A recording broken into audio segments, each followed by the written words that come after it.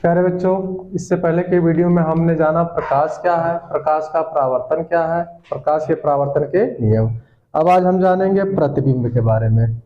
देखिए प्रतिबिंब क्या होता है, आज हम जानेंगे प्रतिबिंब के बारे में। प्रतिबिंब के बारे में जानेंगे। चलिए हम इसको थोड़ा याद करने के लिए हम क्या करेंगे, थोड़ा फिगर का सहारा लेंगे।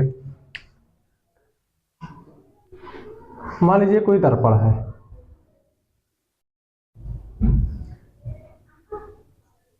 ये हमारा कोई दर्पण है, ये सूर्य का प्रकाश हो, यहां मान लीजिए एक वस्तु रखी हो जिसको हम ओ से लिखते हैं। चलिए लिखते हैं इसे। यदि यदि प्रकाश की किरणें, ये सूर्य का प्रकाश है, यदि प्रकाश की किरणें वस्तु के, यदि प्रकाश की किरणें वस्तु के किसी बिंदु से चलकर, यदि प्रकाश की किरणें वस्तु के किसी बिंदु से चलकर परावर्तन के पश्चात किसी दूसरे बिंदु पर जाकर मिलती है। मान लीजिए यहाँ एक दूसरा बिंदु है।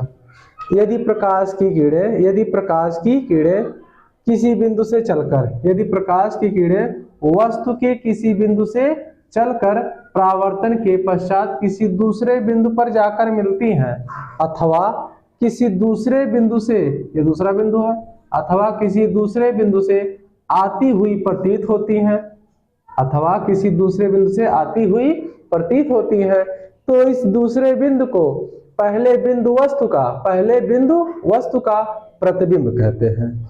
फिगर से हमने सीखा। चलिए एक बार और बता देते हैं आपको। यदि प्रकाश की किरणें वस्तु के किसी बिंदु से चलकर, यदि प्रकाश की किरणें वस्तु के किसी बिंदु से चलकर परावर्तन के पश्चात किसी दूसरे बिंदु पर जाकर मिलती हैं, अथवा किसी दूसरे बिंदु से आती हुई प्रतीत होती है, तो इस दूसरे बिंदु को पहले बिंदु वस्तु का प्रतिबिंब कहते हैं। चलिए हम इसको राइट डाउन कर देते हैं।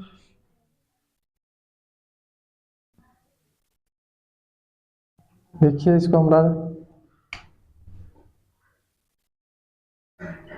यदि प्रकाश की किरणें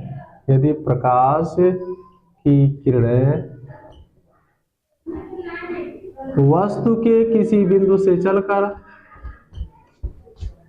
वस्तु के किसी बिंदु से चलकर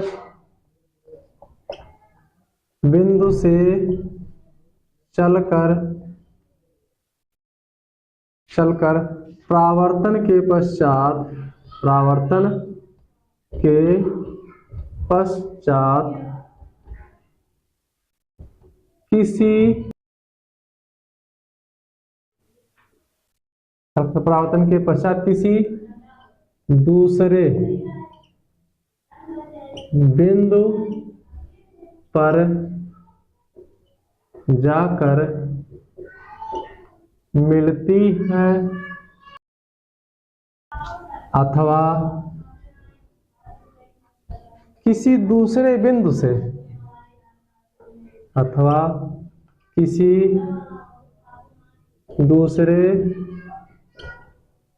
से,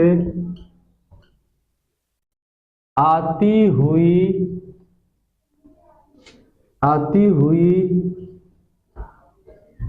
प्रतीत होती है, तो इस दूसरे बिंदु को पहले बिंदु वस्तु का, तो इस दूसरे बिंदु को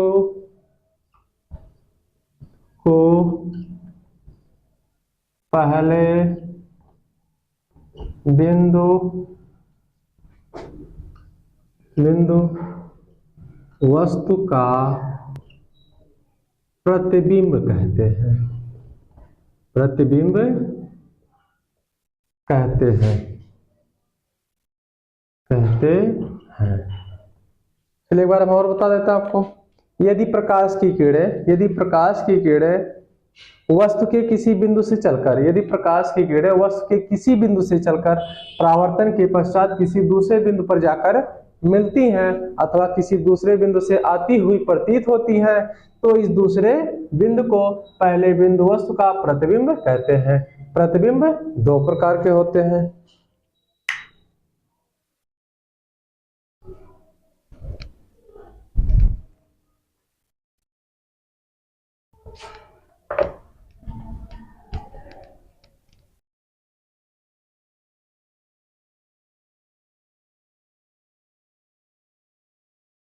नंबर एक आपका है वास्तविक प्रतिबिंब। वास्तविक प्रतिबिंब। चलिए इसके लिए हम एक फिगर बना लेते हैं समझने के लिए। मान लीजिए यहां कोई दर्पण हो, कोई दर्पण हो, यहां कोई बिंदु हो,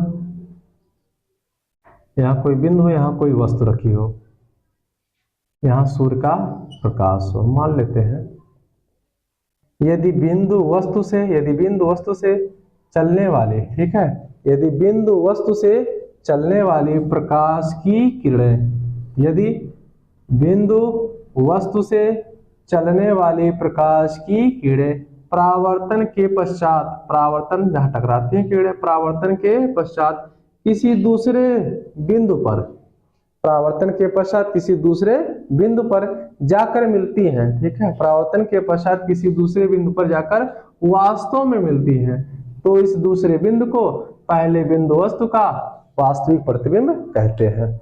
यदि बिंदु वस्तु से चलने वाली प्रकाश की किरणें परावर्तन के पश्चात किसी दूसरे बिंदु पर जाकर वास्तव में मिलती हैं, तो इस दूसरे बिंदु को पहले बिंदु वस्तु का वास्तविक प्रतिबिंब कहते हैं।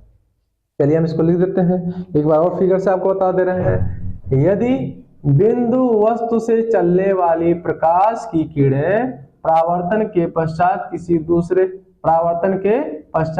दूसरे बिंदु पर जाकर मिलती हैं, तो इस दूसरे बिंदु को पहले बिंदु वस्तु का वास्तविक प्रतिबिंब कहते हैं। चलिए हम इसको नोट भी कर देते हैं। यदि बिंदु वस्तु से चलने वाली प्रकाश की किरणें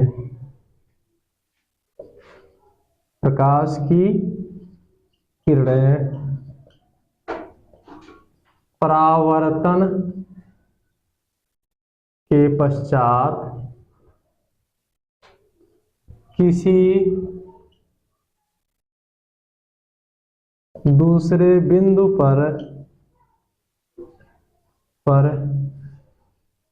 जाकर वास्तव में मिलती है,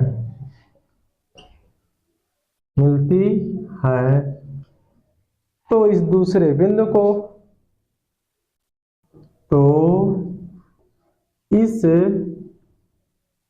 दूसरे बिंदु को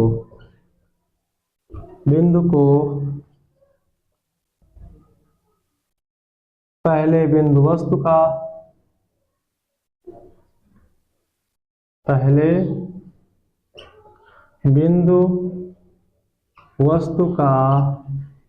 वास्तविक प्रतिबिंब कहते हैं। चलिए एक बार हम फिगर देखिए बेटा, ये सब चीजें आप फिगर से ही सीखे तो बेटर है। याद करने से बढ़िया है कि हम यहाँ फिट करें। यहाँ फिट करने के लिए सबसे बढ़िया है, यदि बिंदु वस्तु से चलने वाली प्रकाश की किरणें, देखिए यदि ये बिंदु है आपका, मान लेते हैं यह है बिंदु है, बिंदु वस्तु से चलने वाली प्रकाश, सूर्य का प्रकाश बना लिया हमने।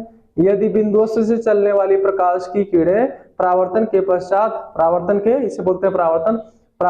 पश्चात किसी दूसरे बिंदु पर जाकर वास्तव में मिलती है, तो इस दूसरे बिंदु को पहले बिंदु वस्तु का वास्तविक प्रतिबिंब कहते हैं।